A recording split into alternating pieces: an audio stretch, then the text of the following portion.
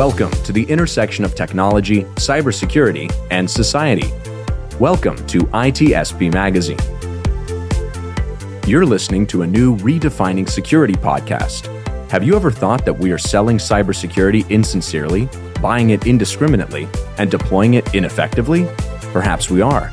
So let's look at how we can organize a successful InfoSec program that integrates people, process, technology, and culture to drive growth and protect business value.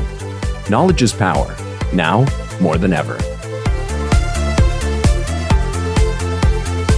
HITRUST is a leading data protection standards development and certification organization that strives to safeguard sensitive information and manage information risk for global organizations across all industries and throughout the third-party supply chain.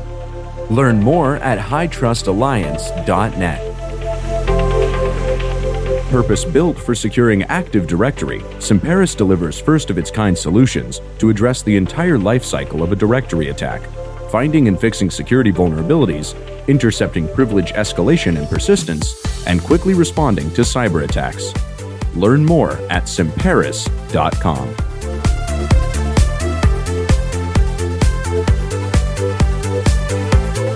Here we are. I'm flying solo on this Redefining Security podcast. This is Sean Martin here from ITSPmagazine.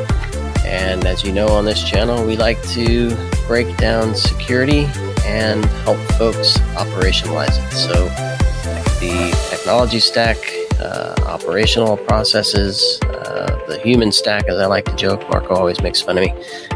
Anything and everything that helps organizations raise the bar of security for their company. And I'm thrilled to have a guest with me today, JM Porup, who I came across a thread on Twitter that was intriguing and inspiring, and I said, I want to talk about this with JM. So JM, thanks for first putting that thread out there, and second for joining me. Oh, thank you very much for having me. And so, of course, we're going to link to that thread so people, as they're listening, perhaps they can follow along, and then there is your profile on Twitter. Before we get into the conversation, though, a few words about what you've been up to. Maybe your first foray into cybersecurity, and I know you were a CISO and have done many things. Maybe just an overview for folks so they know who they're hearing from today. Sure. Well, I've been staring into the cybersecurity abyss since 2002 when I got my first job as a Linux sysadmin in Melbourne, Australia. My boss was a security nut. He was like, this is our main selling point, and we are going to focus on security above all else. And I worked as a sysadmin and developer for about 5 years. I did a bunch of other things. Some people may know me from my work as a cybersecurity journalist. I recently finished my master's degree in cybersecurity from UC Berkeley. I got laid off from my job as a journalist because of COVID. And I took a job as a security analyst at the end of last year at a blockchain startup in Berlin that shall remain nameless.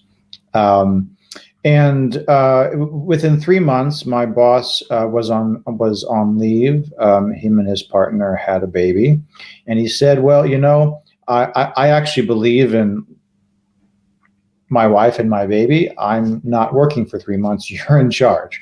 So I found myself after 3 months in a new company as the acting chief security officer of a multi-billion-dollar company during the crypto bull run this spring. No pressure. No pressure whatsoever. No pressure. So, you know, I made lots of mistakes. I mean, I did a lot of things I'm proud of, but I also made a lot of mistakes. I think that's very much true. And my boss has returned. I'm the deputy CISO for now. I've been thinking a lot about the experience and the mistakes I made and what I would definitely do differently next time round to avoid both the stress, a lot of stress and burnout in the job, and also just to be more effective because you want to be, you want to push security in the organization, right? Yeah, and it's interesting, and I'm hoping we get into this because I feel this is going to be more of a personal story. Now, granted, connected to the role of the CISO, but in the thread, there's a lot about burnout and pressure. Basically, the organization relying on you when maybe perhaps not even treating you as part of the organization, which we may get into that as well. We talk about different departments. So let's get into it. I mean, this thread is 15 posts long. So far. And that's great to know that you're going to continue to add to it. a living learning lesson. So the opening statement or question is, so what's it like to be a CISO? And you just described in the first post what you described to us audibly here, and you kick it off with the fact that the stakes are high and this is not a drill, and that your decisions have consequences, right? And presumably, and I often look at the CISO role as binary success. Either you've avoided a breach or you didn't, and therefore you succeeded and failed. And with that, from my own perspective, seems like, as you put in the second tweet here, totes a lot of no, or you say totes no pressure. Jokingly, I presume. Yeah, and like I would disagree with the statement that it's sort of a binary thing. It's really about risk management. I mean, it's like saying to your doctor, it's your fault if I get cancer. I mean, your doctor is going to prescribe diet and exercise and healthy living, and you can still get cancer. You can still die of a heart attack, even if you're, living healthy, right? So I think, and also, I mean, this is not true of my organization, but as many listeners know, it's quite common. The CISO is the fall guy. You wait for the breach and you throw him or her under the bus. Like we've all seen it in the news dozens of times, or maybe even in real life. I mean, that was not my experience. But yeah, I think understanding that, great leadership and the best team in the world, you can still get popped. I think it's not realistic for management or employees to view the security team as sort of a binary yes or no kind of situation. So, I'm gonna put you on the spot a little bit. Describe the pressure you feel. I mean, what is it that drives it up, and what does it feel like? Fair enough. I mean, I think that like many security teams, ours at that particular point in time was understaffed and overwhelmed. Maybe you've been there, maybe you are there right now, and especially when you've only been in a company for 3 or 4 months, you want to perform well, like you've just met these people and now the buck stops with you. Like there are decisions to be made. Nobody else is going to make them. Your decision is what's going to happen. And I think that the pressure is knowing that if you should make the wrong decision, there could be severe financial harm to your employer. Which is bad for your paycheck and also bad professionally, And I think the real challenge then becomes when you're being asked to do 200 hours of work per week, but you only have 40 or 50 that you're willing to give or physically able to give. You're prioritizing like crazy and trying, because you have to say no or not right now, because there simply there's no bandwidth. You have nothing more to physically or mentally to give. Do you find that it comes from yourself internally, your own desire to do the right thing, or is some of it being placed on you? So you talk about prioritizing, having to say no. I've managed a gazillion projects in my life where the list just continues to grow, right? It's never ending. So it grows. The stuff at the top doesn't magically fall off. So where's the pressure come from? Is it your own? Is it placed on you? Does it just kind of grow around you and consumes you from every direction?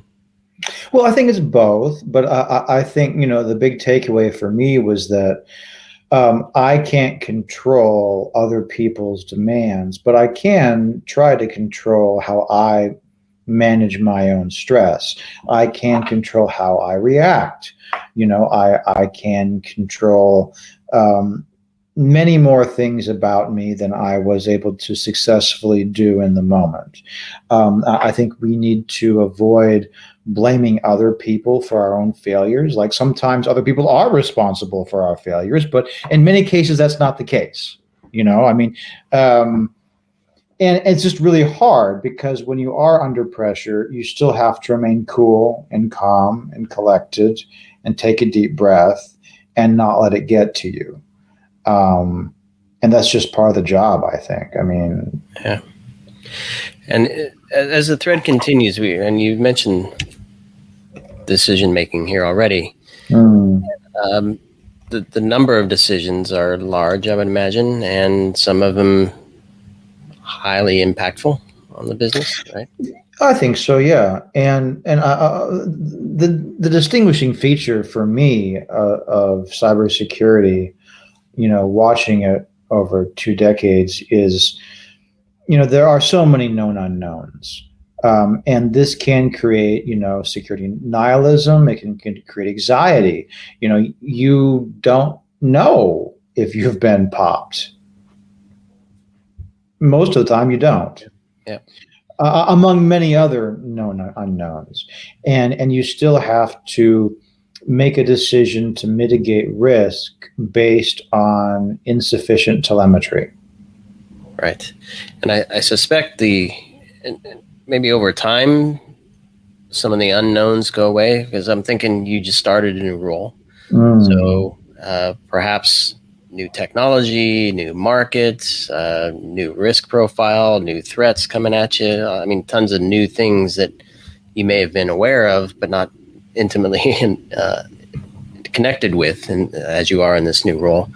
So I remember one of my managers saying, you're going to have a lot of ambiguity in this role when I took a new job. And she set me up to recognize that. So having that understanding that there will be things that you won't have the telemetry, as you said, to make a full 100% accurate decision. At least understanding that was helpful. How did you deal with what I call ambiguity or some of those unknowns that you come across? Yeah, I think ambiguity is a good way to describe it. And I think that's a huge feature specifically of cybersecurity, maybe more so than other fields that are maybe more nailed down or more better collectively understood. If I think about, the law, there are legal ambiguities, but they're pretty well understood. Like I don't feel like, being a lawyer or I don't know what's another good example. Civil engineers design for redundancy. They don't design for, ninjas crawling all over the structure, placing, dynamite at 3 a.m.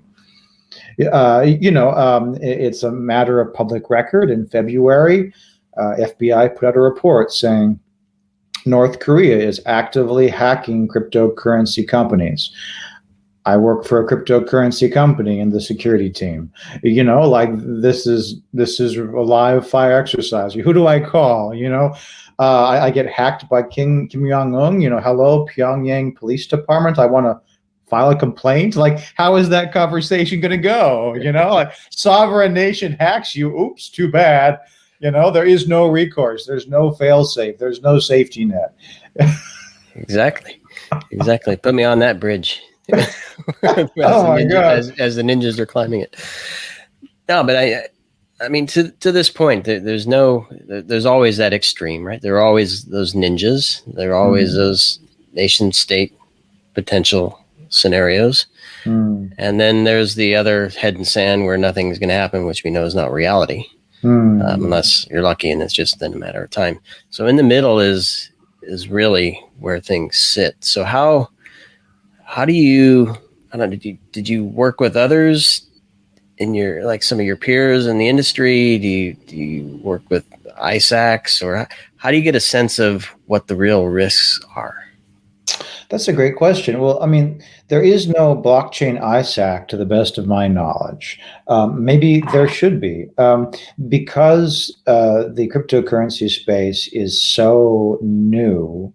And you know, our mainnet launch was Q3 or Q4 last year. Q4 last year. It's, you know, we have no real regulation. I don't have to worry about compliance beyond GDPR. And there is no ISAC, there's no threat intel sharing. I'm not getting an IOC feed from anybody. I mean, you know, beyond the usual generic stuff. So very novel problem set in a highly novel space. Compared to, say, I mean, healthcare, InfoSec is the Wild West, but the idea of healthcare is not a new idea. I mean, we've had hospitals for quite some time now. Yeah. A few days anyway. A few days anyway, a few days. Or the idea of medicine is thousands of years old. The idea of cryptocurrency is somewhat less. So in your thread, you also talk about, I mean, you can't prevent. There's nothing, you don't say this exactly, but there's no such thing as 100% secure. So you can build the walls as tall as you want. Somebody will always climb over them. How do you have that conversation when your manager was still in the office before taking a leave? How did you have that conversation to let them know that we are managing risk? We're not making ourselves unhackable? You know, I think my boss understood that and understands that quite well. I think it's the internal mental attitude you have to develop yourself, because I think it's easy. I mean, if you care about your work, it's easy to fall into a sense of, have I done enough? Did I do enough? Shit, have I done enough? Fuck. You know, it's really easy to think that way. And at the end of the day, it's just a job. And I think you have to remind yourself, like, I've done the best job I can. My job is not perfect. I cannot give my employer perfection, nor for the amount of money are they paying me do they expect perfection. But I've done a professional job to the best of my professional ability. And if something bad happens, you know what? I mean, I did the best job I could. And to be content inside yourself, knowing that. Of course, if you don't care about your job, it's just so much easier, you know, just take your paycheck and go home, right? So I mean, I'm not saying you shouldn't care about your job, but I think that, you know, you have to cut yourself some slack, you know, do the best job you can, but also don't beat yourself up over the fact you can't do everything, you can't be everywhere, you can't achieve perfection, or even know in advance if the decisions you've made are the right ones or not. And in the thread, you mentioned other departments. I'm probably bouncing around a little bit here, but sure. There's this idea that I've spoken about on a few episodes that cybersecurity, well, the department is seen as a cost center, right? This is probably no surprise to anybody listening. Perhaps you're going to agree or disagree, but I guess the idea is that it doesn't always get a formal seat at the table, like the CFO does, or perhaps even the CIO, where things that are directly connected to generating revenue or operationalizing something that generates revenue. And you have the legal team, which kind of is a known entity designed to protect the revenue. But I don't see security in that same vein. And I don't know if that's your experience, not necessarily here, but in general. And how do you respond to that if you have thoughts on that? Well, I mean, certainly I agree with your observation that is, in fact, the de facto state of security teams in many industries. I think we have to go back to first principles, and there are fundamental first principles of cybersecurity. You know, security is a process, not a product. I learned that in like the first week, you know, we all know this. But what does that mean? Let's unpack that. Security is a process, not a product. Well, who manages processes? Well, there's the word manage. Management is in charge of designing and changing processes and procedures and the way people, human and computer systems work. Now, software engineers build a product. That is not a management issue. Write some code, build the thing. Maybe it's a SaaS, maybe it's, whatever, but you're building a product and you're shipping it. But a cybersecurity engineer is not a software engineer. We are not building a product. It's a highly technical field, but designing technical processes. And unless you have management buy-in, you can't manage. I mean, you could have the most technical cybersecurity engineer in the world, but if you don't have the buy-in to actually implement those technical cybersecurity changes, then you're accomplishing nothing. Yeah, and I suspect getting the buy-in requires some understanding and common language for what you're doing and how it relates to the business, and how what the business is doing is introducing risk that changes how you do your job. Is that correct? Yeah, I don't think this specifically applies to my current role, but in general, I think the simplest way to communicate to non-technical management is to say, the CISO is kind of like your general counsel. The general counsel defends the company against legal risk, but the chief security officer defends the company against actual security risk. I think there's a tendency to conflate the two among older members of management who are not particularly technical. As we know, compliance and security are not the same thing. You can be fully compliant. Okay. Oh, great. PCI DSS. Good for you. Aren't you adorable? You're so secure. How cute. Oh, wow. This cute little kid, right? Okay, great. So you're compliant, but doesn't mean you're secure. And so it's important to make management understand that, yes, legal risk can negatively impact financially your business, but security risk can also do that. Ask Maersk. $1 billion loss from NotPetya or whatever. There's business people care about the money. And, if you work for a business, you're there to serve the business and help them make money. That's, the business doesn't exist to serve you. You exist to serve the business, right? And so I think, you have to make it about the money. There's risk. Businesses carry legal risk and, market risk. Nobody didn't like our product.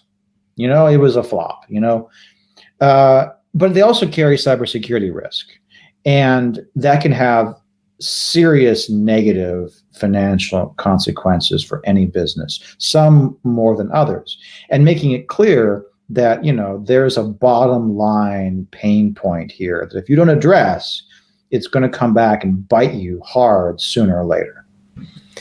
And I'm looking at the next part of the thread here where you talk about security requests seem counterintuitive. And certainly if you're talking to business leadership, the executive leadership team, perhaps even the board, they're going to certainly be focused on income, market share, those types of things. When you start to move down the stack into some of the operational roles, HR and finance, and so maybe finance is a good example, but certainly let's look at HR. They're not worried about the bottom line. They're worried about their task at hand, which is getting open recs defined, getting them filled, keeping people trained, being compliant with all the stuff they have to be worried about. And security is not top of mind for them. So I don't know if that thread, security requests seem counterintuitive, was around the employee level. Yes, very much so. Very much so. Because it is a rare security request that means less work for another employee. Oh, great. I have more work to do. It makes absolutely no sense. And it's a pain in the ass. Great. Thank you, for security team. This is very much, I need a YubiKey. I got to push the button every time I want to log in every morning. Okay, it costs you 30 seconds, but still, it's an added irritation point that can seem completely counterintuitive and ridiculous to some people. And, people are incentivized to do their job, not your job. And they're incentivized to get those Rex fields, or if they're the sales team, to go sell, or if you're a software developer, to write the code. Anything that slows you down or impacts your performance, you're not being paid, you're not being rewarded for doing security. Right. You're being rewarded for doing your core job. Exactly. So you go on to talk about carrots and sticks in the thread as a follow-on to that. So how do you incentivize folks? Well, I think our approach, which I agree with, is that shared understanding is really important. If you come to people and say, you have to do this because I told you so, don't ask questions, just do it. First of all, you're going to have a low compliance rate, but also you want people to understand enough security so that they're flexible enough to respond themselves in the event of an actual incident. Now, not everybody is capable of doing that, but many thoughtful, well-meaning employees certainly are. And I think, if you're scarce on resources, deputizing, as many of your employees as possible to be your eyes and ears, and to have just enough security mindset to be able to respond and do like first responder, whatever, like something's weird here, I should make a phone call. Like even that's a huge win. That's a huge win, right? I got a phone call and I now I know something. I would have found it 2 weeks from now when it got really bad. So shared understanding and really good, a personal touch from the security team, so people, feel like they're understood and you're helping them understand the why of these perhaps bizarre security requests. But the flip side is that there's always anywhere between 5 and 30% of the employees who just don't fucking give a shit. They just don't care. They just don't care. And it's like talking to a wall. And at a certain point, you have to be like, just do it. I've tried to explain it to you. I want you to understand. I want your enthusiastic cooperation if there is any human way I can get it from you. But if that's not going to happen, you have to do the thing. Because I told you, because my boss told you, and if not, you're fired. You have to do the thing. And it sucks to have to get that far. But at a certain point, like you have to enforce policies or they're not policies. And so a couple points down, you talk about having your back, somebody having your back. Who does that? Leadership team, of course, but is it some of the deputies that also you leverage, or what does that look like? I think this goes to more of the stick part, because you can evangelize internally without anybody having your back, to a great extent. But if you need compliance with policies, or you need other people to prioritize security requests for very good reasons, again, people are incentivized to do their job well, not yours. And they're not going to cooperate with security or prioritize security unless there's a clear understanding that is, in fact, a core part of their job. And you can't get that to happen, again, being a process, not a product. The process has to have security baked in. It can't just be that annoying thing that some guy in a department you never talked to says you have to do this thing, whatever, there has to be some oomph behind the request. And we're getting close to the end here, and we're also getting close to the end of the thread as it stands at the moment. There may be more, but you pretty much wrap with the concept of resilience. And as you lead to the end of this with the resilience finish in the current 15 set, you talk about being zen and relaxing. And how do you find that you deal with some of the pressures on a day-to-day basis? Do you deal with them at work? Do you deal with them when you get home? Do you deal with them on your own with other people? How do you deal with it? Well, like many of you, I've been working from home for the last year and a half. So there is no going to work or going home. It's all one big mix. And much of what I've written is aspirational rather than successful.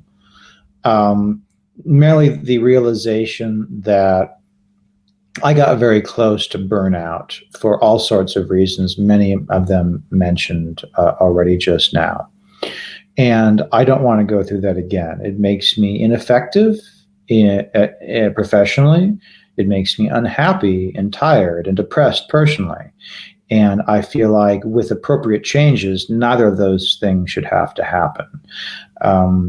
And I would say again what I said earlier about having to find that place where you do the best job you can, knowing you've done your best job, and you finish your work day, you finish your work week.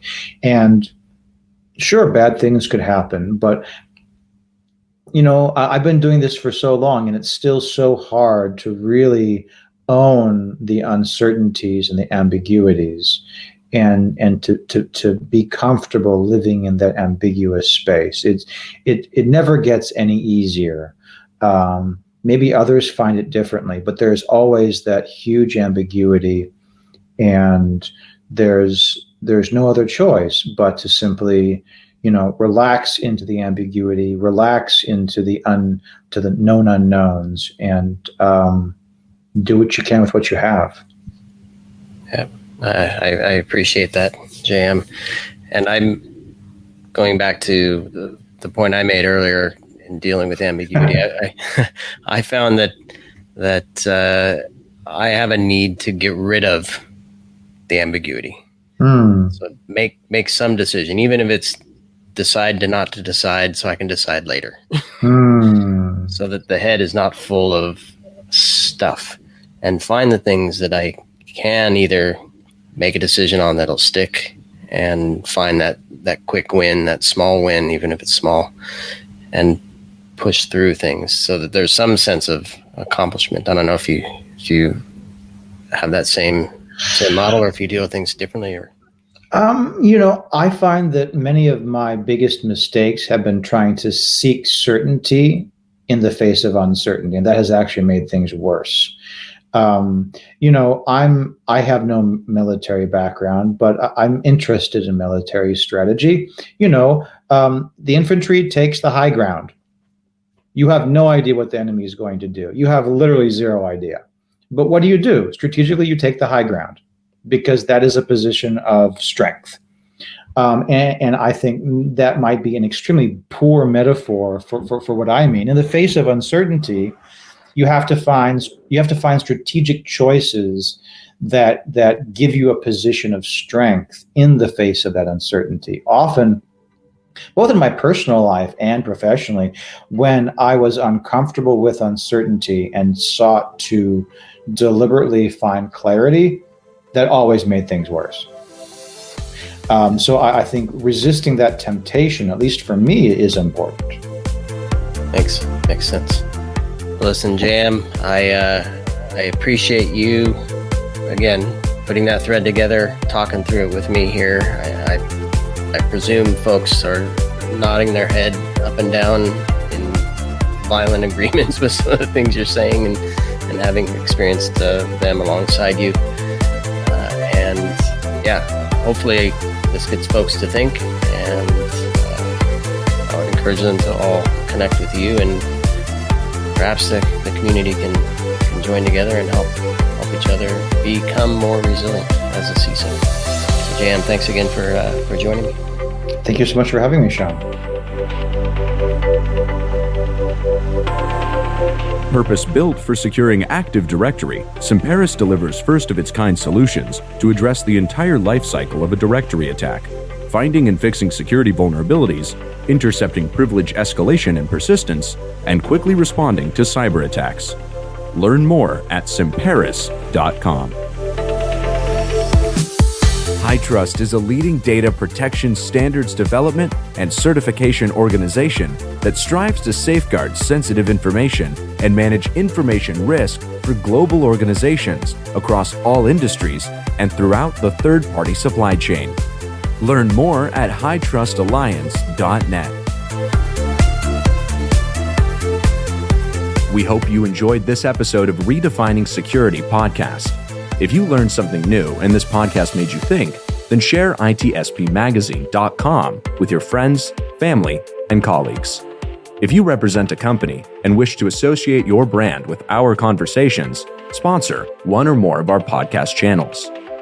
We hope you will come back for more stories and follow us on our journey. You can always find us at the intersection of technology, cybersecurity, and society.